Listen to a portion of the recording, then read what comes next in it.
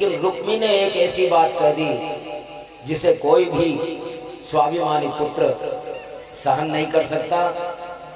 रुक्मी ने कह दिया कि अपनी माँ का दूध पिया है तो ठहर जा,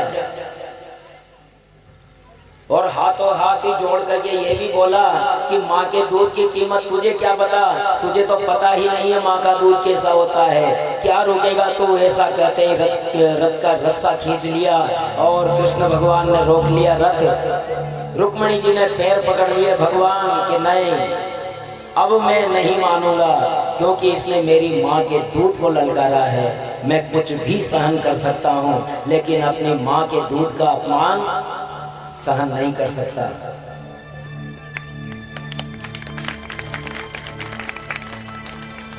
भगवान रथ रोक देते हैं, नीचे उतरते हैं, रुक्मी आता है।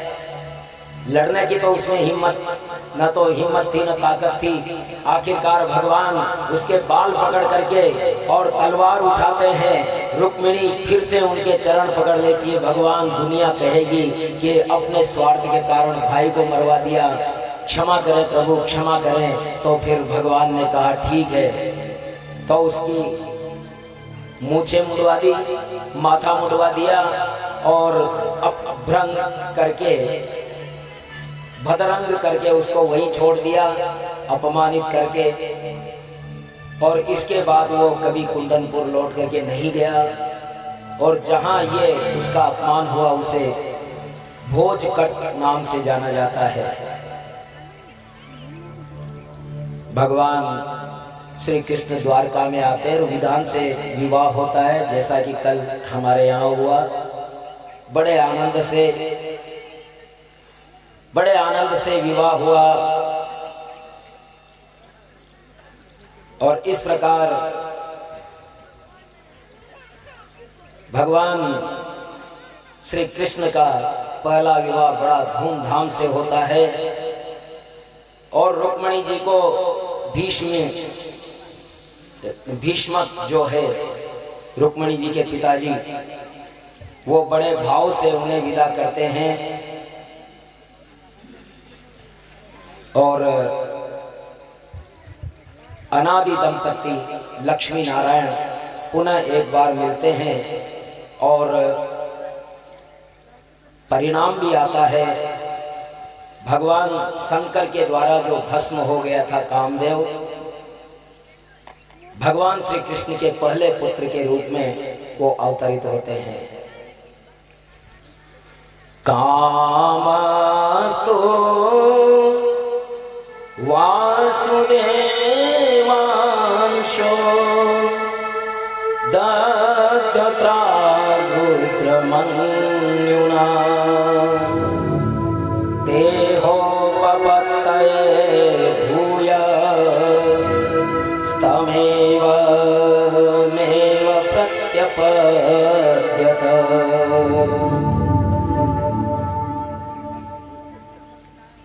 कामदेव जो शिव के कोप से भस्म हो गया था, और रति को यह वरदान मिला था कि जब द्वापर में श्री कृष्ण का अवतार होगा तो उनके पुत्र के रूप में तेरा पति अवतरित होगा। वो समय आ चुका था, और वास्तव में भगवान श्री कृष्ण और कामदेव के बीच युद्ध हुआ था। कामदेव और कृष्ण के बीच ये शर्त लगी थी कि अगर जो भी हारेगा वही दूसरे का पुत्र बनेगा। कृष्ण हार जाते तो कृष्ण को उनका पुत्र बनना पड़ता, लेकिन यहाँ कामदेव हारा रासलीला में।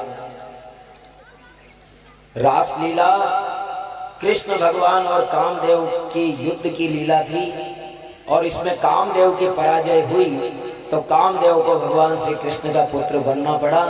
इसीलिए स एव जातो वेदर्भ्यां कृष्ण वीर्य समुद्भव प्रद्युम्न इति विख्यात सर्वतो नवमापितु। इसीलिए भगवान श्री कृष्ण के तेज से, वेदर्भी के गर्भ से, रुक्मिणी जी के गर्भ से प्रद्युम्न नाम से विख्यात भगवान का पुत्र प्रकट हुआ और वो बिल्कुल कृष्ण के वंश जैसे ही थे। लेकिन संकट तो वहां भी आता है। जरा सा कष्ट आने पर हम कहते हैं ना भगवान बहुत बेईमान है। यहाँ भगवान के ये पुत्र हुए प्रद्युम्न, लेकिन 10 दिन के भी नहीं हुए थे कि संबरासुर आकर के उसे ले गया और समुद्र में फेंक दिया। भगवान श्री कृष्ण को ये कष्ट हुआ, पहली संतान हुई और पहली संतान को संबरासुर प्रसूति गृह से चुरा लेता है और समुद्र में फेंक देता है। उसे बड़ा मत्स्य निकल जाता है और मत्स्य निकल जाता है जाको राखे साइया मार सके न कोई। बड़े मत्स्य ने निकल लिया और वो मत्स्य एक मल्लाह के जाल में फंस गया।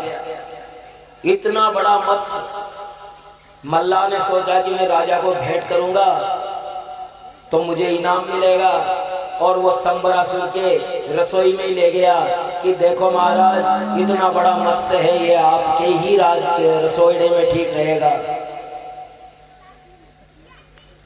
संबरासुर ने अपना काल समझ करके प्रसूति गृह से उस बालक को चुरा लिया, समुद्र में फेंक दिया। मत्स्य ने निकला और मत्स्य वापस संबरासुर के यहाँ पहुंच गया। ये होती है काल की गति। मत्स्य को चीरा गया तो उसमें से ये सुंदर बालक जीवित निकला। संबरासुर के दरबार में ही रति, जो वहां विद्यावती के नाम से, मायावती के नाम से रति थी, उसकी देख रेख में इनका लालन पालन होने लगा और दिन दूनी रात चौगनी प्रगति करने लगे। मायावती ने ये समझ लिया कि ये मेरे वही पतिदेव हैं, तो अपनी महाविद्या के द्वारा उसे जल्दी से जल्दी युवा बनाने के लिए प्रयास करने लगी। और इस प्रकार युवा होने पर रति का भाव बदल गया। अब तक तो वो माता की तरह बर्ताव करती थी, लेकिन अब जैसे ही वो युवा हुए प्रद्युम्न, तो उनका भाव बदल गया।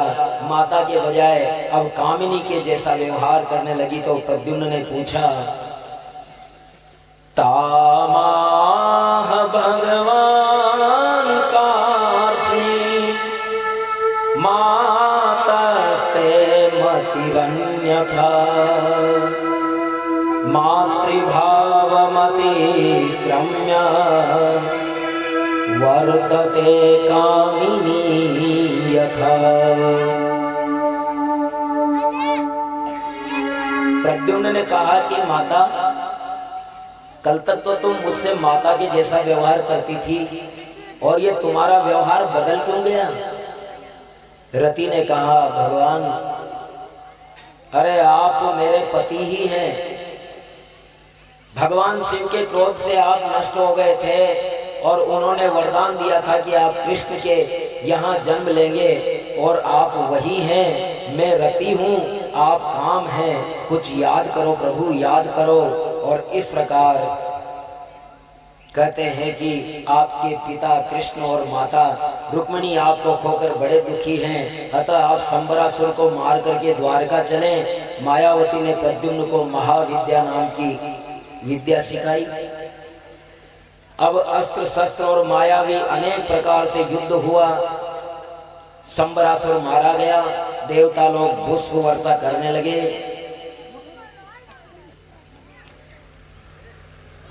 अब रति और प्रद्युम्न जी आकाश मार्ग से उड़ करके द्वारका की तरफ जा रहे हैं। छवि कैसी बन रही है कि नीले आकाश में नीले रंग के तो प्रद्युम्न जी और गोरी रति, ऐसा लग रहा है जैसे बादल और बिजली एक दूसरे से लिपट करके जा रहे हैं।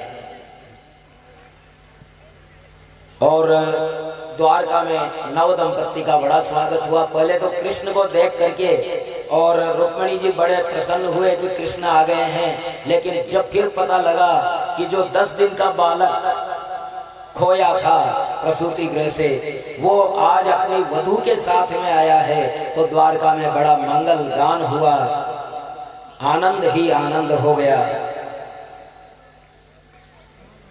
गोविंदा गोपाला मुरली मनोहर नंद लाला, गोपाला गोविंदा मुरली मनोहर नंद लाला, चारों मुरली मनोहर नंद लाला, मुरली मनोहर नंद लाला, चारों मुरली मनोहर नंद लाला, गोविंद गोविंद गोपाला, बज गोविंद गोविंद गोपाला, गोविंदा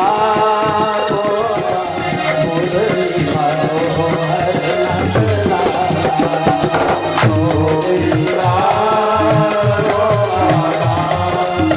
मुरली मनोहर नंद लाला, गोविंदा गोपाला मुरली मनोहर नंद लाला, गोविंदा गोपाला हरि बोल, बोले वृंदावन बिहारी लाल की, मुरली मनोहर नंद लाला, मुरली मनोहर नंद लाला, प्यारो मुरली मनोहर नंद लाला, ओ प्यार मुरली मनोहर नंद लाला,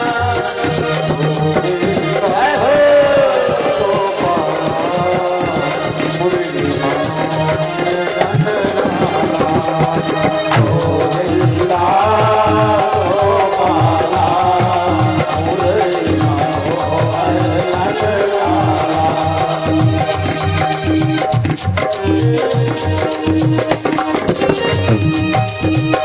हरि बोल,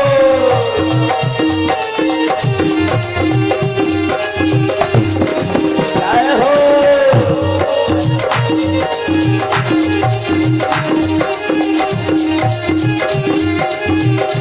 जय हो,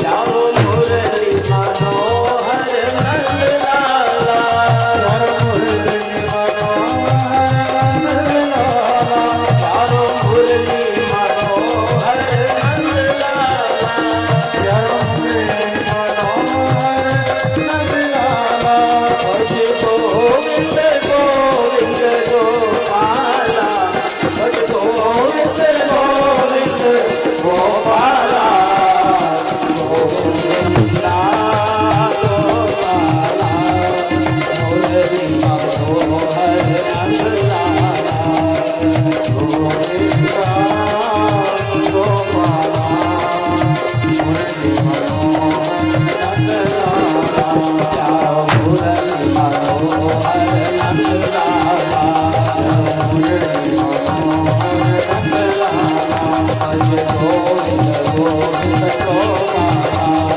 गोविंद गोपाला, भज गोविंद गोविंद गोपाला, गोविंद गोविंद गोपाला, चारों मुरली मनोहर नंद लाला, मुरली मनोहर नंद लाला, भज गोविंद गोविंद गोपाला, गोविंदा गोपाला मुरली मनोहर नंद लाला, गोविंदा गोपाला मुरली मनोहर नंद लाला, चारों मुरली मनोहर नंद लाला, चारों मुरली मनोहर नंद लाला, चारों मुरली मनोहर नंद लाला।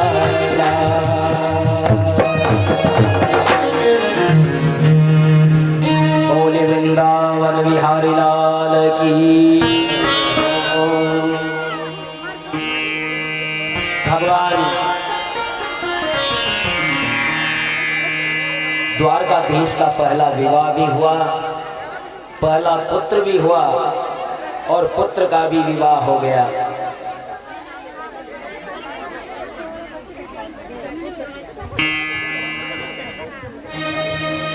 बोले वृंदावन बिहारी लाल की जय हो। जगदम्बे मात की जय हो। भागवत भगवान की जय हो। सतगुरुदेव की जय हो।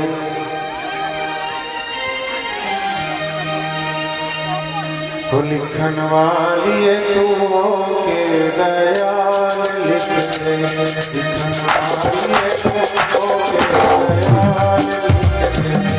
मेरे दिल विच गुरु दा, दिल विच गुरु दा प्यार लिख दे। लिखन वाली तू के दयाल लिख दे। लिखन वाली तू के दयाल लिख दे। मेरे दिल विच गुरु दा, दिल विच गुरु दा प्यार लिख दे। लिखन वाली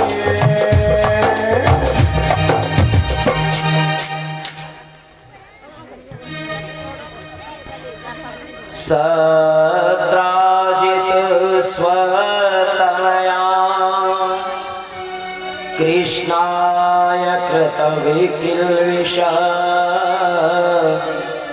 श्यमन्तकेन मणिना स्वयमुद्यं दत्तवान्।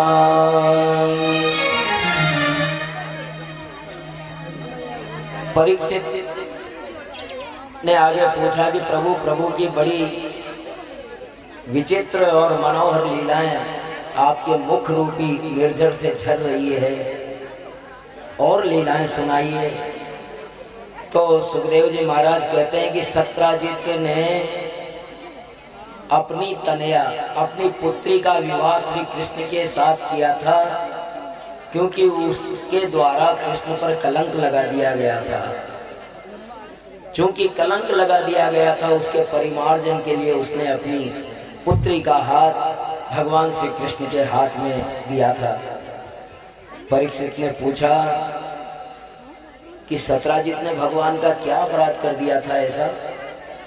श्यमंतक मणि क्या है, कहां से मिली और अपनी कन्या क्यों दी? सुखदेव बोले, सत्राजित भगवान सूर्य का बड़ा भक्त था, और भगवान सूर्य ने सत्राजित की भक्ति से प्रसन्न होकर के श्यमंतक मणि उसे दी थी।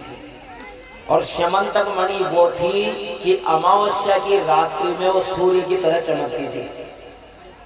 अमावस्या की रात में अगर उस मणि को लेकर बाहर निकल जाए तो ऐसा लगता था कि सूर्योदय हो गया है, बिल्कुल दिन जैसा उजाला हो जाता था। और इस मणि की एक और विशेषता थी कि 8 भार सोना रोजाना देती थी। अब ये 8 भार क्या है? अब एक अनुमान बता सकते हैं, आप लोग देख लेना कितना सोना होगा। तो 8 भार सोना यानी 4 व्रीहि का 1 गुंजा, 4 चावल होते हैं ना, उसका 1 गुंजा। और इसको 5 से गुणा करें तो 1 पण, 4 चावल, इसको 5 से गुणा करें, करते जाना, मेरी गली कमजोर है ना। तो 8 हो गए। और अगर इस पण को, जो पण बना ना 4 गुणा 5, जो उत्तर आया उसको फिर 8 से गुणा करेंगे तो वो होगी 1 धारण। और 1 धारण को अगर 4 से गुणा करेंगे तो वो होगी 1 पल। और पल को 100 से गुणा करेंगे तो 1 तुला होगी। और तुला को 20 से गुणा करेंगे तब 1 भार होगा। यानी ये हो गए 25, 2,56,000 चावल के दाने। 2,56,000 चावल के दानों में जितना वजन है उतना 1 भार होता है। और वैसे 8 भार सोना ये देती थी। एक दिन मणि धारण करके सत्राजित भगवान कृष्ण के दरबार में आया था। द्वारका में सारे दरबारियों ने सोचा कि सूर्य नारायण आज कृष्ण नारायण से मिलने आ रहे हैं।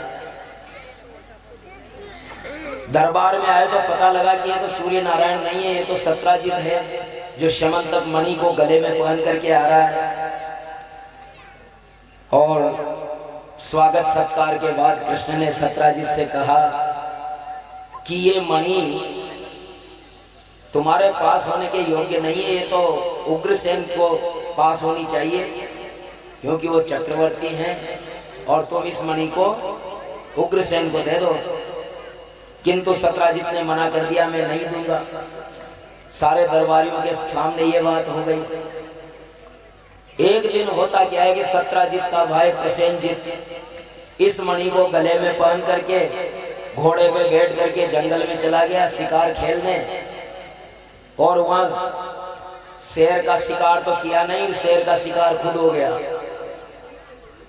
था शेर का शिकार करने, लेकिन शिकारी खुद शिकार हो गया। शेर इसको खा गया। मणि लेकर के शेर आगे बढ़ गया और एक गुफा के यहाँ से निकल रहा था तो जामवंत जी ने उसे देख लिया। उन्होंने शेर को मार दिया और मणि खुद ने ले ली और अपने बालक को खेलने के लिए दे दी। जब प्रसेनजित नहीं लौटा तो सत्राजित ने सोचा कि कहाँ गया मेरा भाई। फिर पता लगा कि श्यमंतक मणि भी लेकर के निकला था, तो कहीं मणि के लिए उसकी हत्या तो नहीं हो गई है। तो भाई मणि के लिए कौन हत्या कर सकता है? तो उसने दबी जुबान से कहा कि एक बार कृष्ण ने मेरे से कहा था कि ये मणि उग्रसेन को दे दो, मैंने नहीं मानी, तो हो सकता है वो मणि ले ली हो उन्होंने, मेरे भाई को मार दिया हो और मणि उग्रसेन जी को दे दी हो। दबी जुबान से, सीधे सीधे कृष्ण से तो नहीं कहा, लेकिन कहते हैं ना कि दीवारों के कान होते हैं। अच्छी बात को प्रचारित होने में वर्षों लग जाते हैं, लेकिन बुरी बात को पेट्रोल की आग की तरह एक कान से दूसरे कान से, दो कान से चार कान में, चार से आठ कान, आठ से 16 गुणोत्तर श्रेणी में बढ़ती बढ़ती बढ़ती बढ़ती आखिरकार द्वारकाधीश के कानों में पहुंच गई कि सत्राजित कह रहा था कि प्रसेन को मार करके और आपने मणि ले ली, मणि चुरा लिया आपने। कृष्ण भगवान ने कहा कि हाँ, ये कलंक मुझे लगना ही था, और इस कलंक को मिटाने के लिए नगर के सभ्य पुरुषों के साथ प्रसेन को ढूंढने के लिए वो वन में निकले। वन में घोड़े सहित प्रसेन का शव मिला। सिंह के पद चिन्हों का पीछा करते करते गुफा तक पहुंच गए। वहां सिंह भी मृत मिला, जहां से ऋक्षराज के चरण गुफा के अंदर जा रहे थे। जो सभ्य लोग साथ में गए थे उनसे कह दिया आप बाहर बैठो, और कृष्ण भगवान अकेले गुफा के अंदर गए। सब लोगों को बाहर बिठा करके अंधकार भरी गुफा में भगवान अंदर चले गए। और वहां की आज वो इच्छा पूरी हुई है, इच्छा पूरी हुई या नहीं हुई, नहीं हो तो और लड़ लेते हैं 10-5 दिन, 10-5 दिन और लड़ लेते हैं। जामवंत जी पैरों में पड़ गए, अरे मेरे स्वामी बड़े दिनों में आए तो बड़ी कृपा की आपने। और इस प्रकार जामवंत जी ने कहा कि प्रभु कैसे पधारना हुआ कि ये जो तेरा बालक खेल रहा है ना मणि, इसका चोरी का इल्जाम लगा है मेरे ऊपर। तो जाने त्वां सर्वभूतानां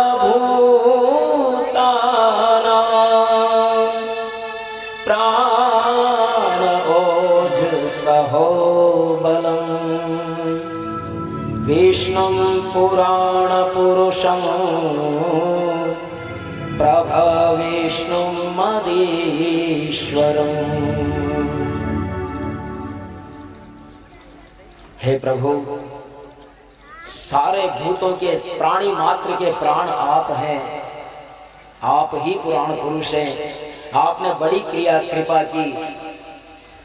और कृष्ण भगवान ने कहा कि इस मणि का आरोप, चोरी का आरोप मुझ पर लगा है, तो जामवंती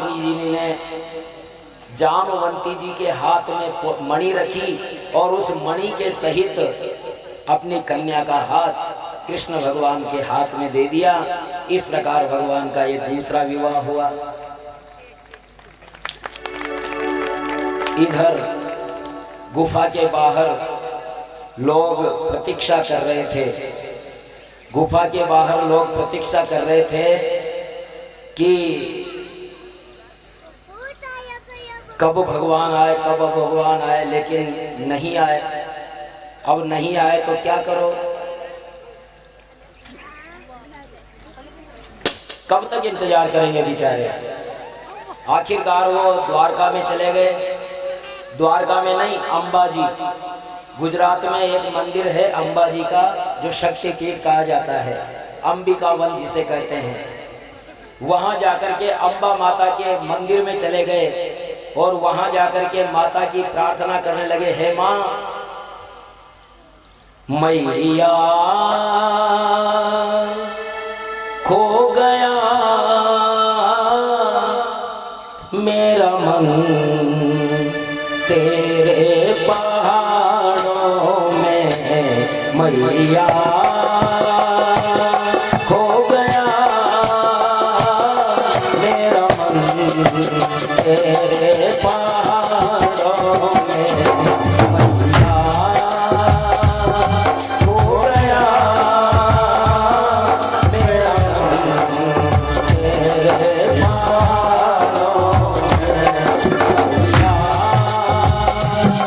खो गया मेरा मन तेरे पहाड़ों में, मैया क्या नज़ारे तेरे पहाड़ों में, क्या नज़ारे तेरे पहाड़ों में, मैया हो गया मेरा मन तेरे पहाड़ों में, मैया मैया हो गया मेरा मन तेरे पहाड़ों में, मैया हो गया मेरा मन तेरे पहाड़ों में, मैया क्या नज़ारे तेरे पहाड़ों में, क्या नज़ारे तेरे पहाड़ों में, मैया हो गया मेरा मन तेरे पहाड़ों में, मैया।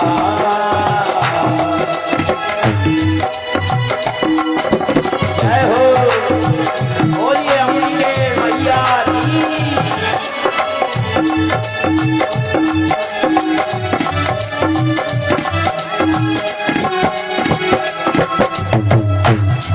हे शताक्षी तू ही सासंगरी, हे शताक्षी तू ही सासंगरी, हे शताक्षी तू ही सासंगरी, दुर्गधारी तू ही चंडी माहेश्वरी, हे शताक्षी तू ही सासंगरी, दुर्गधारी तू ही चंडी माहेश्वरी, तेरी ज्योति है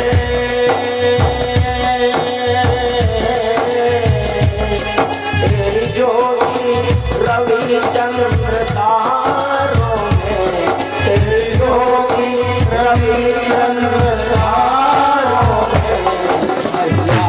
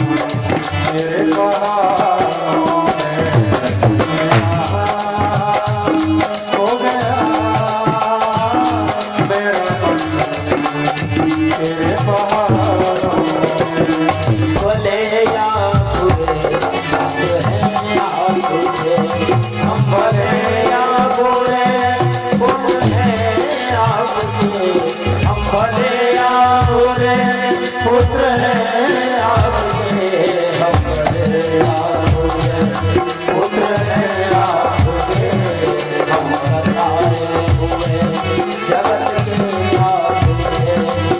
तेरी आशा है, तेरी आशा है किस्मत के मारों में, तेरी आशा है किस्मत के मारों में। भैया हो गया मेरा मन तेरे पहाड़ों में, भैया हो गया मेरा मन तेरे पहाड़ों में।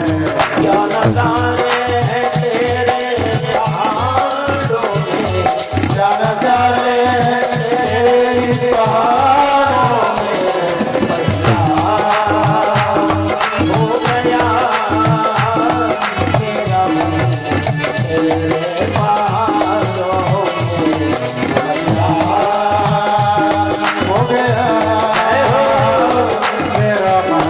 बोलिए अम्बे माता, क्या नजारे हैं तेरे पहाड़ों में, क्या नजारे हैं तेरे पहाड़ों में। भैया हो गया मेरा मन तेरे पहाड़ों में। मेरी माँ दुर्गे मेरी माँ, अम्बे मेरी माँ, जगदम्बे मेरी माँ, अम्बे मेरी माँ, दुर्गे मेरी माँ, अम्बे मेरी माँ, जगदम्बे मेरी माँ। तेरे पाप मिटाने वाली, तेरे पाप मिटाने वाली वो माँ है, वो माँ है, वो माँ ही वो है, वो माँ है, वो माँ है, वो माँ ही वो है, वो माँ है, वो माँ है, वो माँ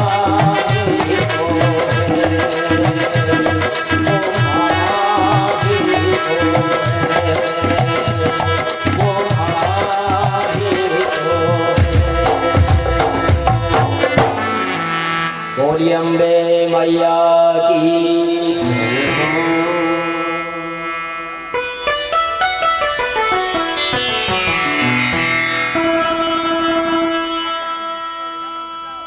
अंबिका वन में अंबा माता के मंदिर में द्वारकावासी सभ्य जन अपने द्वारकाधीश की प्राणों की सुमंगल कामना कर रहे थे कि माँ हमारे कृष्ण की रक्षा करना।